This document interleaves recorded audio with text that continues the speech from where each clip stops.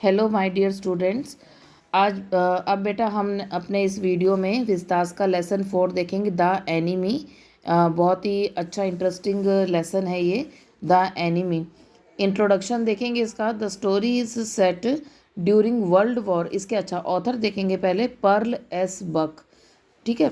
और the story is set during world war second in Japan, where doctor Sadao Hoki, ये जो main character है story के, इनका नाम है डॉक्टर सदाओ होकी, HOKI वाला Hoki. Okay. Are renowned surgeon, ये एक बहुत बड़े सर्जन, इसमें इनका रोल है as a surgeon. Lives with his wife Hana, और इनकी वाइफ का नेम है इसमें Hana. A wounded American soldier an enemy in the context of the war washes ashore near their home. इसमें एक अमेरिकन सोल्जर जो बुरी तरह से ज़ख्मी है, एनिमी एनिमी है बिकॉज ये वो अमेरिकन है। और ये जो है वर्ल्ड वॉर, देखो इसमें अमेरिका और जापान में वर्ल्ड वॉर हो रही थी second.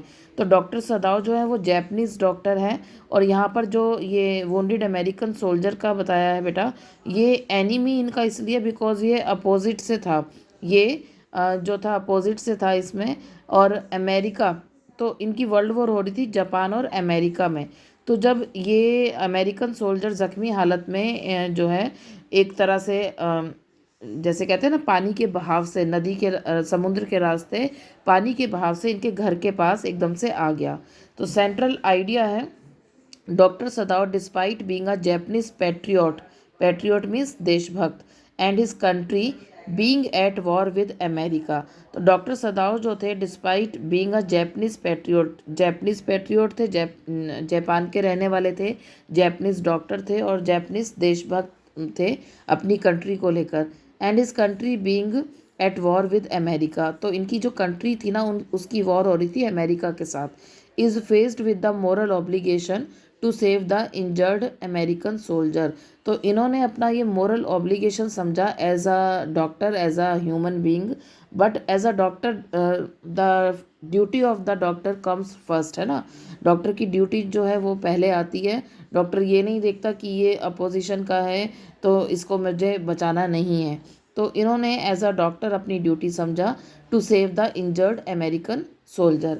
He secretly treats the soldier putting himself and his family at risk as helping an enemy. उन्होंने सीक्रेट तरीके से, बिना अपने कंट्री के जनरल को बताए, सीक्रेट तरीके से उस सोल्जर का ट्रीटमेंट स्टार्ट किया।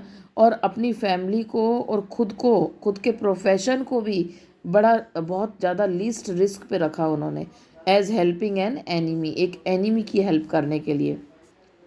थीम देखेंगे humanity and compassion. Definitely humanity इसमें शो हो रही है। It tells the importance of treating all individuals regardless of their nationality और परसीव्ड एनिमी स्टेटस। तो ये जो ह्यूमैनिटी शो हो रही है इसमें, ये हो रही है कि हमें इंडिविजुअल का ये नहीं देखना कि वो किस कास्ट से है, किस नेशनैलिटी से बिलोंग करता है, वो हमारा एनिमी है। क्योंकि एक डॉक्टर की ड्यूटी है किसी भी एनिमी को, किसी भी इंजर्ड पर्सन को जो है वो रिलैक्स करना, उसको ट्रीटमेंट देना। Moral dilemma, it highlights the conflict between personal morality and national duty. अब मॉरल डेलिमा जो था, दुविधा, डेलिमा का मीनिंग होता है दुविधा, ये थी कि उसमें एक कॉन्फ्लिक्ट चल रहा था डॉक्टर सदाओ के मन में between personal morality and national duty, कि अपनी पर्सनल मोरालिटी को पहले रखें या अपनी नेशनल ड्यूटी को ऊपर रखें वो। The power of empathy, empathy होता है दूसरों की कंडीशन को एज अ अपनी कंडीशन समझकर मानना। तो the story underscores the enduring power of human empathy and the possibility of finding common ground even between the horrors of war.